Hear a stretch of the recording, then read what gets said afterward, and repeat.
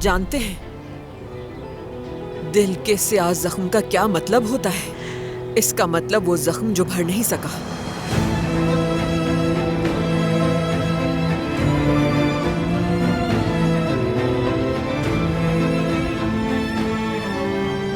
वैसे ही एक जख्म आज भी मेरे दिल में मौजूद है।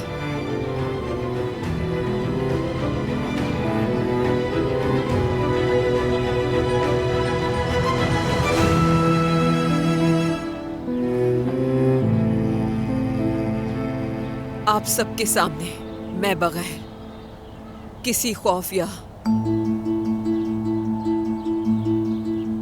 शर्मिंदगी के जाहिर करना चाहती हूँ।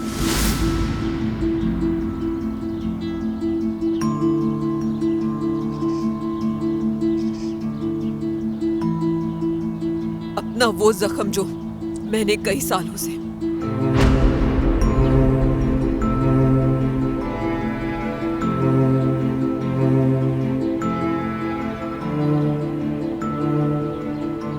सबसे छुपाया और किसी से भी उसका जिक्र नहीं किया। डरती थी मैं, लेकिन आज डर नहीं।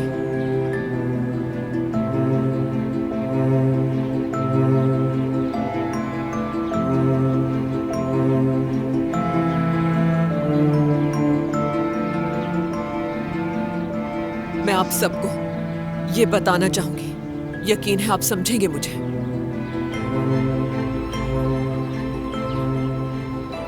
वो जख्म जो मैंने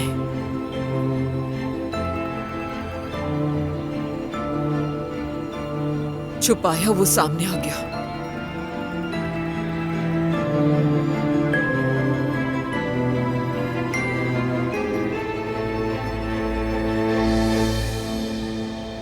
उस जख्म का नाम कारताल है।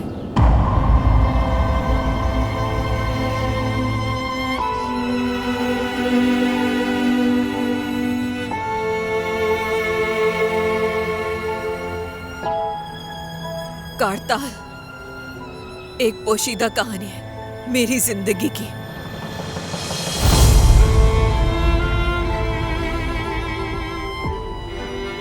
एक स्याह जख्म है जिसे छुपा रही थी।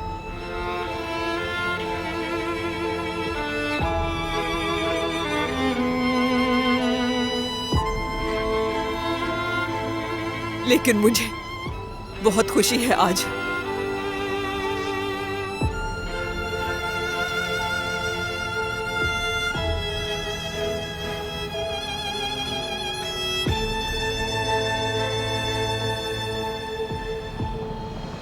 कि तुम सामने हो मेरे।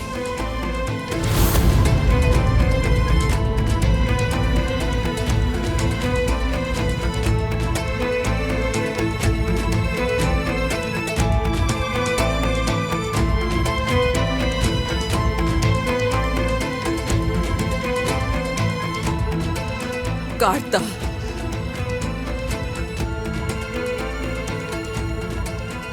मेरा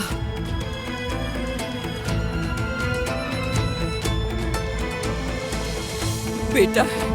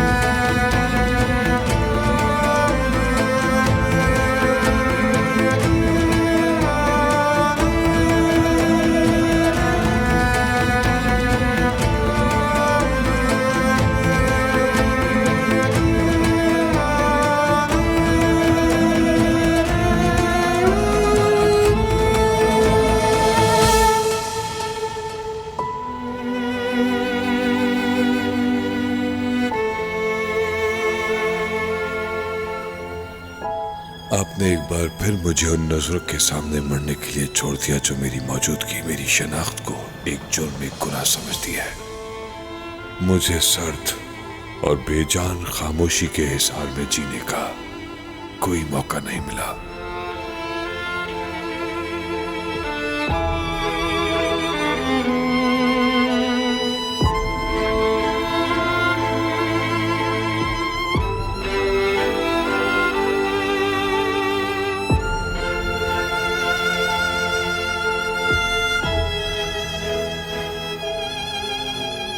कारतार, रुको बेटा।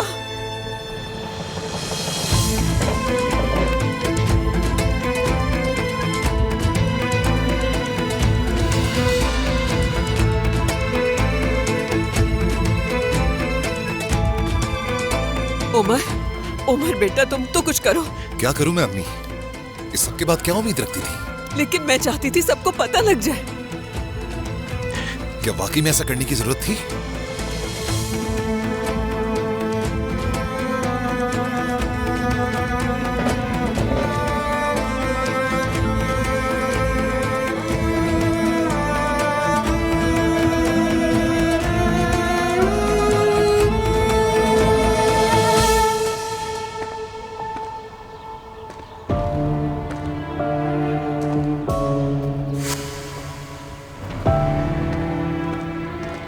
मैंने तुमसे कहा था अपनी शक्ल दोबारा मत दिखाना। तुम यहां आखिर कर क्या रहे हो? मेरा मसला तुमसे नहीं है बेटा। मैं मुश्किन और उसके आशिक सादिक से निपटने आया हूं। नहीं, अभी नहीं। इधर आओ। देखो, हालात को और मुश्किल मत बनाओ। एहसान मानो कि मैंने तुम्हें पुलिस के हवाले नहीं किया। अगर तुम मुझे पुलिस के हवाले कर देते तो मेरे कुछ हिसाब बाकी रह जाते। मैं ये मौका खोना नहीं चाहता। मेरा सुकून बर्बाद हो रहा है, अब मैं उनका सुकून बर्बाद करूंगा।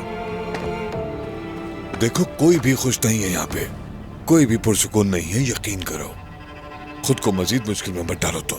मैं देख रहा हूं तुम भी बेचैन हो।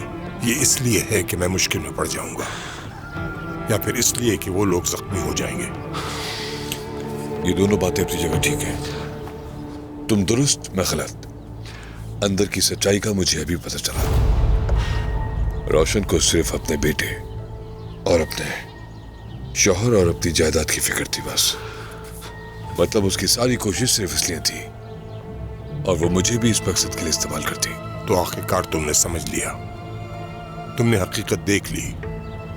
हाँ, तुम सही थे। मैंने बिला वजह तुम्हारा मुकाबला किया। ऐसा नहीं करना चाहिए था।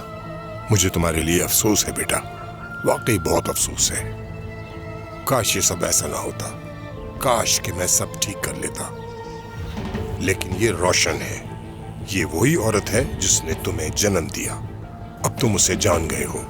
बहरहाल, अब इन बातों की कोई अहमियत नहीं। जैसा कि तुमने कहा था, तुम ही मेरा खानदान हो।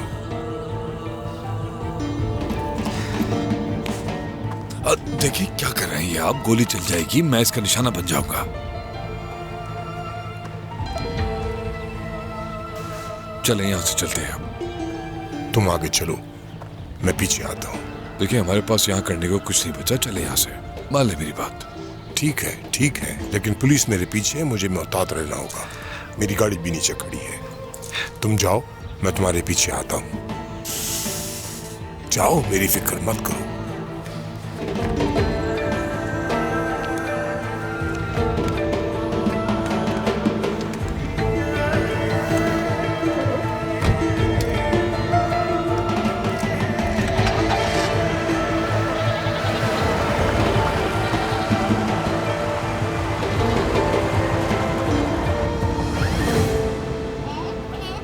एफे, इस तरह क्यों भाग रहे हो बेटा? गिर जाओगे। तुम्हारी बॉल कहाँ पर है?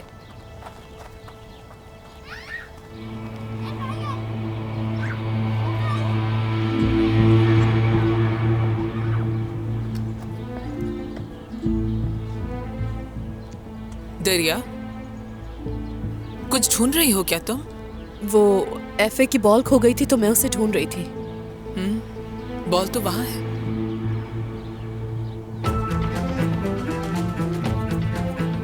एफए, तुम्हारी बॉल यहाँ है बेटा, ये लो, जाकर खेलो।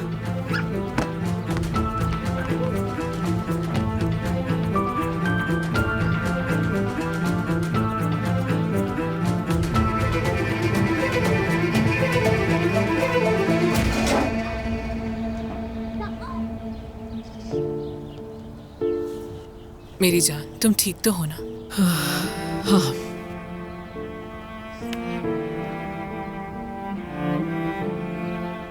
मैं आप सबसे बहुत शर्मिंदा हूँ। मैं नहीं चाहती थी कि सब कुछ ऐसा हो जाए, मगर मजीद छुपाना नहीं चाहती थी मैं कसम खाकर कहती हूँ रोशन साहिबा, मैं बहुत हैरान हूँ, बहुत कंफ्यूज हो गई हूँ मैं। क्या उमर और कारताल दोनों भाई हैं?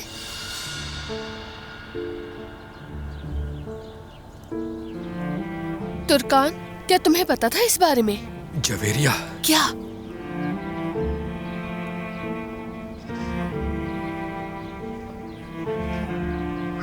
नहीं,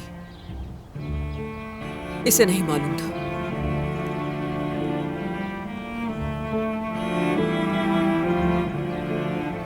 भाई, आप जरा उजैर साहब को देखिए जाकर।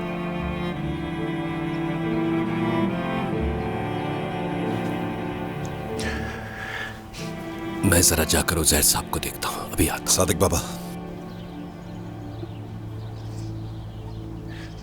मेरे ख्याल से अम्मी को जाकर बात करनी चाहिए।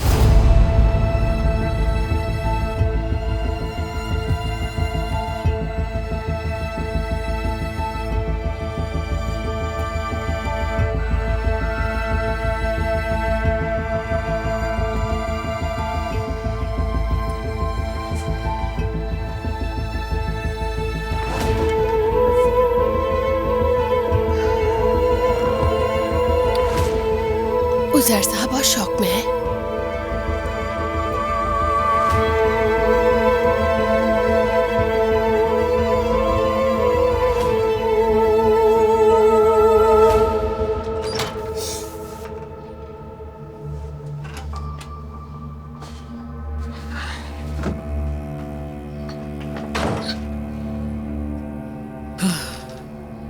क्या तुम नाराज हो मुझसे?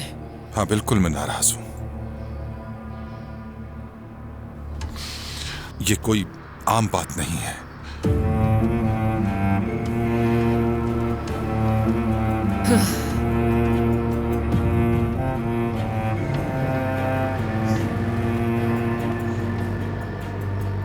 ये जिंदगी है। क्या मैंने कभी ऐसा चाहा था कि हालात ये हो जाएं? जब मुझे पता लगा तो मैं खुद हैरान थी। समझ नहीं आ रहा था कि क्या करूं मैं उसकी कब्र जगह जगह ढूंढ रही थी, लेकिन वो जिंदा था। हमारी जिंदगी में मौजूद था वो। उसे भी हकीकत का इल्म नहीं था। उसे अदनान भाई ने अपने खौफनाक मंसूबों के लिए जिंदा रखा हुआ था। रोशन, मैं ये सब बिल्कुल नहीं जानना चाहता। लेकिन तुम्हें ये सब कुछ जानना होगा उजैर। रोशन, इतनी बड़ी बात क्या मुझे ऐसे ही मालूम होनी चाहिए थी? लोगों को बताने से पहले तुम्हें मुझसे अकेले में बात करनी चाहिए थी। रोशन, तुम तो जेल में थे उजैर, कैसे बताती मैं ये सब कुछ तुम्हें? बताओ। तो तुम्हारा मतलब ये तुम्हारे लिए आसान था, है ना? मैं चाहती थी कि कारताल उसे मालूम हो और उसे किसी चीज की शर्मिंदगी ना हो कि हकीकत क्या है। मतलब क्या है? उमर और तुम मुझे बेइज्जत करने के लिए बस इसी वजह से कि किसी तरह कारताल की खुशनुदी हासिल हो जाए, यही है ना? कैसी बातें कर रहे हो तुम उजैर? रोशन, तुम्हें नहीं पता कि तुम क्या कर रही हो। तुम्हें हमारी इज्जत का ख्याल करना चाहिए था। तुमने ये भी नहीं सोचा कि सादिक साहब क्या कहेंगे, क्या सोचेंगे इस बारे में। इसमें बेइज्जती महसूस करने की जरूरत नहीं। ये उस वाकये का नतीजा है जो तुम्हारे मेरी जिंदगी में आने से पहले हुआ। माना कि तुम्हारे लिए कबूल करना मुश्किल है, लेकिन ठीक है, तो फिर जाओ और लोगों को बताओ कि तुमने क्या कुछ सह रखा है अपनी जिंदगी में उन्हें हैरान करने के लिए। उजैर, अब तुम मुझे इस तरह तकलीफ दे रहे हो। रोशन, तुमने अपना जख्म खुद खोल दिया है। तुम खुद ही बताओ कि इन सब के सामने ये कैसे बयान करोगी? वो भयानक रात, वो भयानक वक्त तुमने किस तरह झेला, ये सब कैसे बताओगी इन लोगों को? मुझे किसी को कुछ बताने की जरूरत नहीं है। देखो रोशन, मैं तुम्हें समझता हूं, बाकी तुम्हारा दर्द महसूस करता हूं, लेकिन मैं उसे कबूल नहीं करूंगा। मुझसे इसकी तवक्को कभी मत रखना। कभी कबूल नहीं करूंगा।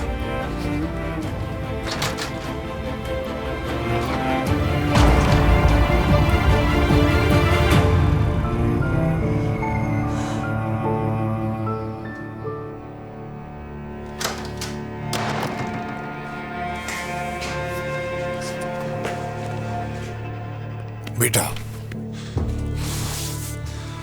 चलो यहां से निकलते हैं, सब कुछ छोड़कर कहीं दूर चले जाते हैं।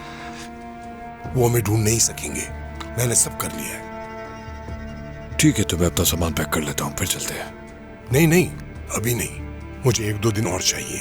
लेकिन आपने कहा कि इंतजाम हो गया है। मैं फाइनेंस मैनेजर का इंतजार कर रहा हूँ। वो कोरमान कंपनी का खास आदमी है, 2 दिन में आ रहा है। उसके पास पैसे खत्म हो गए हैं, वो मुझे ब्लैकमेल कर रहा है।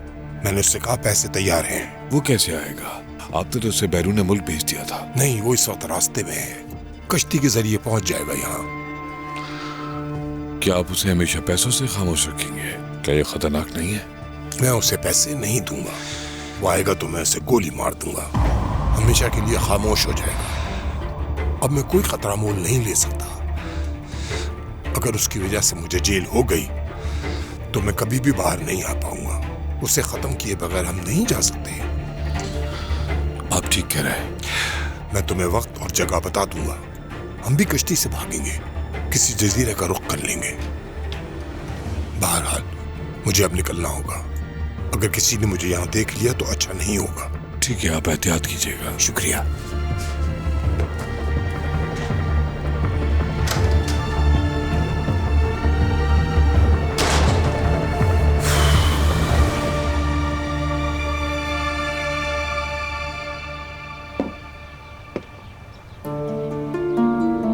कहाँ हो तुम?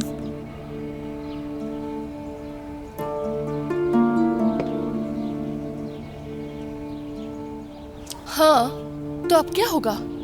काश कोई दिन तो नॉर्मल गुजरता हमारा। हर दिन कोई ना कोई नया मसला। जवेरिया, ये कोई वक्त नहीं है किसी का मजाक उड़ाने का, चुप रहो। आपा मैं मजाक क्यों करूंगी भला? जवेरिया बात सुनो, इस प्लेट में मुझे कुछ कोफ्ते डाल के दो, ठीक है ना?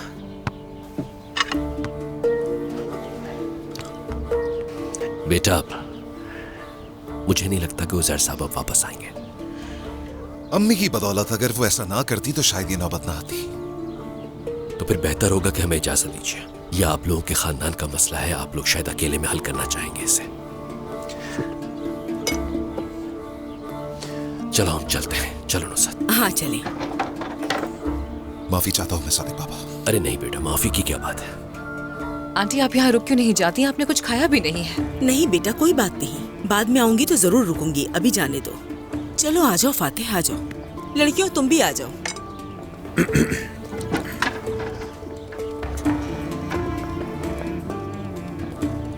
अरे ये लोग क्यों बैठे हैं? हमारे साथ क्यों नहीं चल रहे? आप इनके साथ जाएं बाबा, हम बाद में आ जाएंगे। चलिए मुजगन साहबा।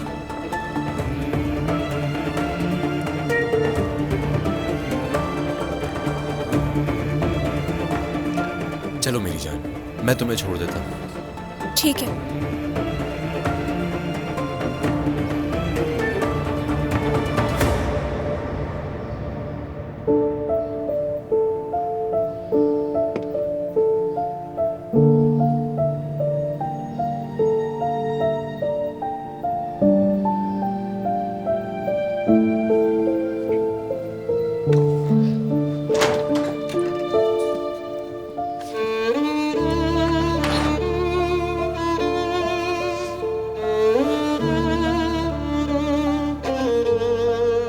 रोशन साहिबा, देखिए आपने कुछ भी गलत नहीं किया।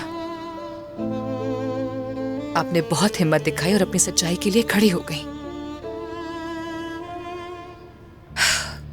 मैं आप पर बेहद फख्र महसूस करती हूँ।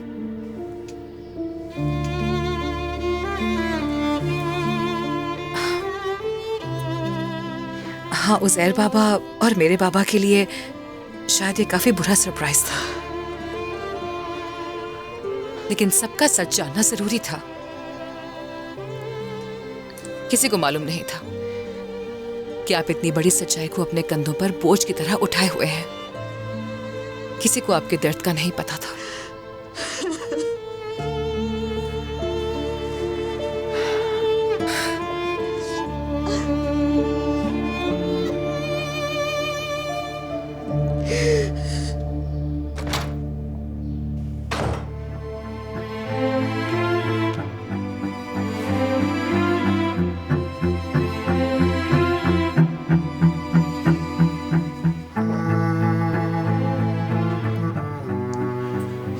जब मैंने ये सुना था तब मुझे भी ऐसा ही शौक लगा था। अम्मी के साथ माजी में क्या हुआ है सब जानता हूं मैं, लेकिन फिर भी ये जवाब नहीं बनता। मैंने इस बारे में कभी भी नहीं सोचा था कि वो सबके सामने इस चीज का इस तरह एतराफ कर लेंगी।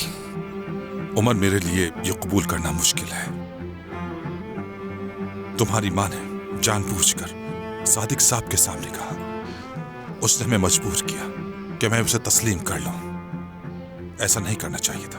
ये मेरे लिए भी इम्तिहान है और बाबा ये सब कुछ मेरे लिए भी कबूल करना इंतहाई मुश्किल है। चाहे सच जो भी हो, लेकिन माजी में तुर्कान से शादी करने वाला वही आदमी था। मेरी बीवी और मेरी बेटी के साथ रहता था वो। लेकिन तुम्हारी माँ को इस बारे में सोचना चाहिए था। इसी बात का गुस्सा तो मुझे भी है। मैं तुर्कान और अपनी बेटी के साथ एक नई जिंदगी की शुरुआत करने की कोशिश कर रहा हूँ और वो अपने बेटे को सामने ले आई, वो भी इस तरह से। या तो मैं तुर्कान को छोड़ दूं या फिर मैं कारताल को कबूल नहीं कर सकता। और मेरे लिए मेरा खानदान सबसे ज्यादा अहम है।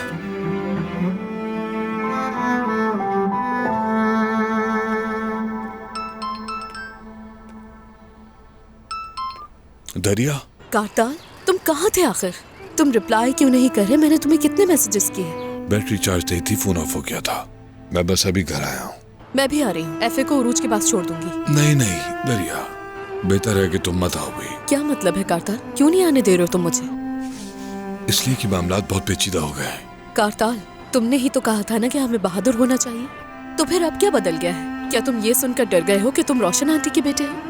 नहीं दरिया, मेरी परेशानी का ताल्लुक इस बात से नहीं। देखो दरिया, मैं इस वक्त बहुत उलझन में हूँ।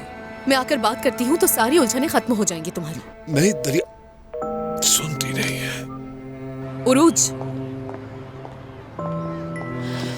क्या हुआ? दरअसल मुझे फौरी तौर पर अपनी साइट पर निकलना है। फौरन? क्या कोई जरूरी काम है? उरूज, सवाल करना बंद करो, मुझे फौरन जाना है। दरिया, कोई काम होगा, इसे जाने दो ना। ठीक है जाओ दरिया, लेकिन जरा जल्दी आ जाना। एफए, यहाँ आओ मेरी जान। सुनो बेटा, मामा की जान, मामा काम से जा रही हैं, ठीक है? तो आप अपनी खाला के पास रुको और इन लोगों को परेशान मत करना। खुदा हाफिज। दरिया, दरिया, तुम उसके पास जा रहे हो है ना? हाँ बिल्कुल। देखो, इस मामले को जल्दी खत्म कर दो, कहीं बाद में पछताना ना पड़े। किसी को पता चला तो तुम रुस्वा हो जाओगी, बर्बाद हो जाओगी। यार उरूज, बीच में क्यों आ रही हो? जाने दो ना मुझे। देखो, तुम्हें फर्क नहीं पड़ता, मगर तुम्हारी वजह से सबको नुकसान उठाना पड़ेगा। सुनो उरूज, अपनी अकल अपने पास रखो, समझी? तुम्हारी ही वजह से सबकी तवज्जो मुझ पर जाती है। जाओ सरदार के पास और अपने फ्यूचर के ख्वाब देखो। हटो।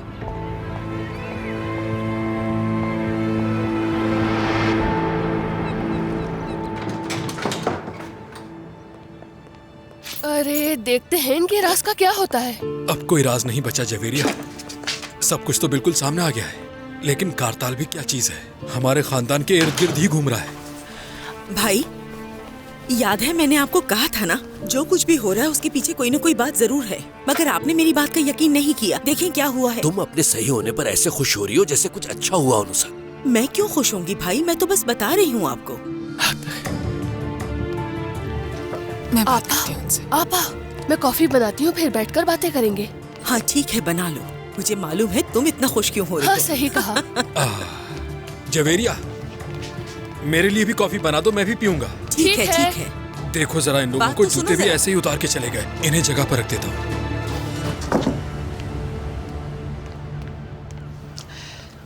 यानी मैं जानती हूँ कि आप इस वक्त बहुत गुस्से में हैं, लेकिन मैं रोशन के लिए बहुत खुश हूँ, सच में। वो बहुत तकलीफ में थी, आप नहीं जानते। वो अदनान उसे अजीब अजीब कहानियां सुनाकर तंग कर रहा था। वो कहता था कि वो मर चुका है, उसकी कब्र पर लेकर जाएगा उसे। अब कम से कम उसको ये तो पता है ना कि उसका बेटा जिंदा है और वो कौन है। मैं जानती हूँ कि उज़ैर साहब और उमर के लिए ये सब तस्लीम करना बहुत मुश्किल होगा इस वक्त। लेकिन अभी हम सब के लिए मुश्किल होगा मुजगन साहिबा। उमर और तुर्कान की जिंदगी अभी अभी कुछ बेहतरी की तरफ आई है। अरे नहीं नहीं नहीं, ये बुरा हुआ, बहुत ही बुरा हुआ।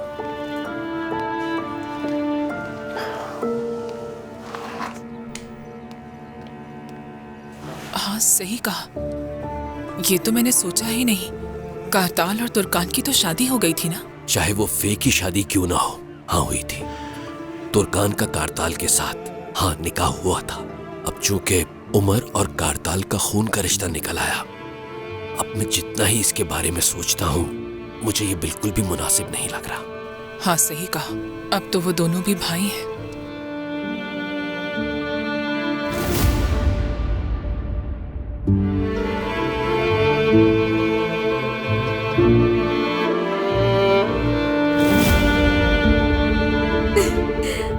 मैंने तुम्हें बहुत मिस किया। दरिया प्लीज, अभी नहीं, यहाँ नहीं, अंदर चल के बात करते हैं।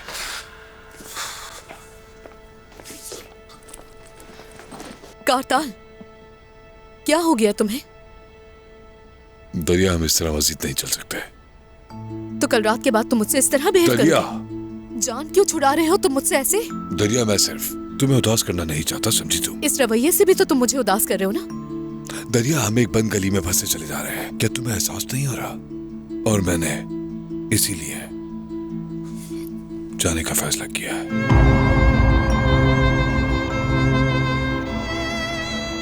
क्या तुम जा रहे हो? क्या तुम छोड़कर जा रहे हो मुझे? ये मत कहो कि मैं छोड़ के जा रहा हूँ। मैं जो कर रहा हूँ वो बिल्कुल सही है। मैं पहले सबको अदनान से बचाऊंगा, जो मुसीबत मेरी वजह से पैदा हुई है, और फिर हमेशा हमेशा के लिए यहाँ से चला जाऊंगा।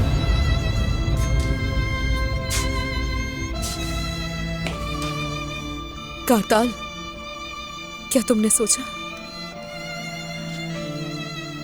कि मेरा क्या होगा? दरिया, देखो, मैंने तुम्हारे साथ गुजारा हुआ हर लम्हा और हर खुशी अपने दिल में लिख ली है।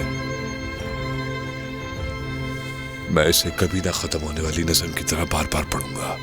मैंने तुम्हारा चेहरा अपने दिल में एक ऐसे जख्म की तरह नक्श कर लिया है जो हर सांस के साथ मुझे दर्द देगा। मैं तुम्हारी आंखों की हिम्मत और तुम्हारी सच्ची मोहब्बत कभी नहीं भूलूंगा, चाहे मैं कितना ही दूर चला जाऊं। ये मोहब्बत कभी कम नहीं होगी। तो फिर जाना ही क्यों है? क्या जरूरत है इसकी? मैं अब यहां नहीं रह सकता। मुझे तुम्हारी बहन और उमर की खुशी के लिए यहां से जाना होगा। तो तुम्हें अब भी मेरी बहन की खुशी की फिक्र है? यकीन नहीं आ रहा मुझे। दरिया, बात तुम्हारी बहन की नहीं है, मुझे ये डेफ्नी के लिए करना है। देखो, जब वालिदैन खुश हों तो बच्चे भी खुश होते हैं। डेफ्नी को एक खानदान चाहिए, और रोशन साहब के लिए भी यही बेहतर है। मैं उनकी बेटी और उनके शौहर के दरमियान साए की तरह नहीं रह सकता। ये मुझे सेब नहीं देता। उन्होंने मेरे लिए एक बहुत ही खूबसूरत काम किया है। उन्होंने सबके सामने बगैर कुछ छुपाए मुझे अपने खानदान के खिलाफ तहफ़्फ़ुज़ दिया। दरिया, उन्होंने मुझे अपना बेटा कहा, बेटा कहा उन्होंने मुझे। मैंने ये जुमला सुनने के लिए जिंदगी भर सिर्फ इंतजार करता आया हूं। दरिया, उन्होंने मुझे वो लम्हा दिया, वो लम्हा जो मेरी जिंदगी का सबसे हसीन लम्हा है। यही तो कहा था मैंने तुमसे। कहा था ना कि वो तुम्हें अपनाएंगी और तुमसे मोहब्बत करेंगी। जब उन्होंने तुम्हें अपना लिया है तो तुम क्यों नहीं अपना रहे उन्हें? आज तक इतना कुछ बर्दाश्त किया है तो ये भी कर लोगे ना। और अगर उमर भाई को आपस से वाकई मोहब्बत होगी तो वो उनका साथ कभी भी नहीं छोड़ेंगे। भैया, तुम समझ नहीं रही, ये ऐसी बात नहीं है। अगर मैं उमर की जगह होता तो मैं भी ये सूरत हाल कभी कबूल ना करता। वो अभी इसी कैफियत से गुजार रहा है, तुर्कान के साथ नई जिंदगी शुरू करने जा रहा है, और मैं चाहता हूँ ये सब की जिंदगी दोबारा मामूल पर आ जाए, जिसके लिए मुझे यहाँ से जाना ही होगा। हाँ ठीक है, तो फिर चले जाओ यहाँ से, दफा हो जाओ, चले जाओ यहाँ से कारताल। ठीक है दरिया, समझने की कोशिश करो। चले जाओ मेरी नजरों के सामने से। रिलैक्स हो जाओ। जाओ ना यहाँ से, चले जाओ कारताल।